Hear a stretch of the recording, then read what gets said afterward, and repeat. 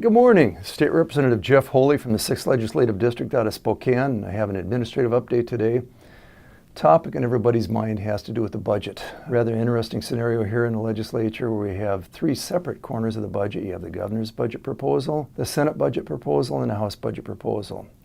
I had a town hall meeting here a couple weeks back and I had somebody ask me, they said, do you support the Senate budget, knowing that I'm a Republican? The interesting part was I stood up and said, no, I don't support the Senate budget. You could hear the pause in the room.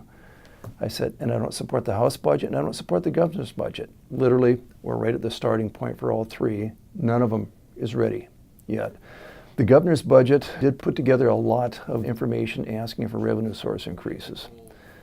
That's rather an interesting scenario because it doesn't actually have the destination of where the money's going to be spent. So we sort of expected that you'd have the House Democrats' budget would come up and say, well, all the revenue creation that he's proposing, it will go in these specific locations.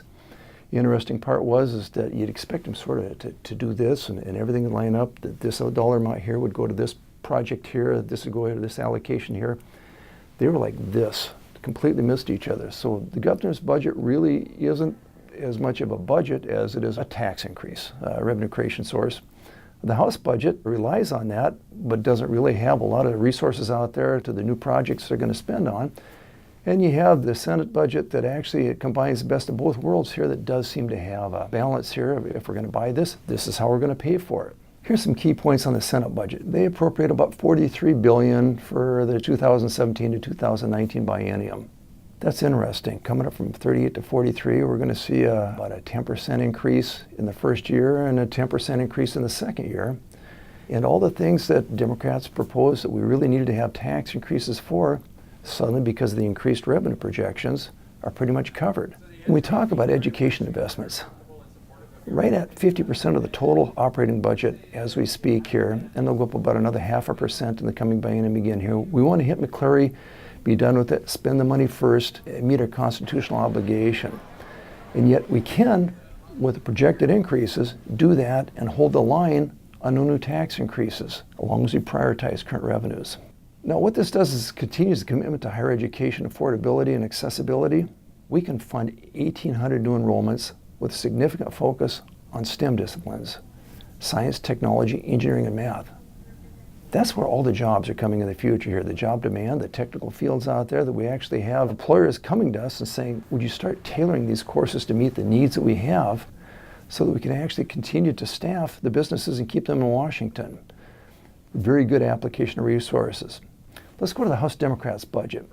They appropriate about $45 billion for the coming biennium, which increases spending by 17%. Spending obviously outpaces the earning rate, and so we have to look forward to attempting to avoid raising taxes by $3 billion above and beyond the projected revenue increases that we're already going to realize.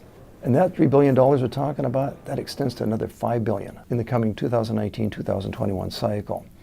The things they're proposing to fund this, a 20% B&O tax increase, ouch. A capital gains tax increase, which is arguably an income tax, which has a state constitutional issue here. That's going to be fun to watch. Another tax increases again, here we go, to bottled water and some things out there that the public has told them time and time again, we're not interested in, don't do this.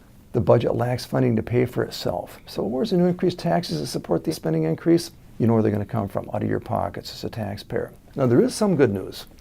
Once the House Democrat bill passes, the negotiation process can begin with the Senate and the governor's budget. We can sit down and figure out what actually happens. So I'm really saying that all three budgets are not ready for prime time, but I'm looking forward to a great interaction on these and coming up with something that actually is sustainable and works within existing increased revenues we have in front of us here. And I'm optimistic enough to say this is going to happen.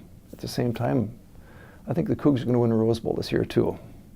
Thanks for listening to my legislative update this time, and we'll come back and I'll attempt to give you an idea about exactly where we're at in the negotiations process and whether or not we're going to find some common ground. Take care.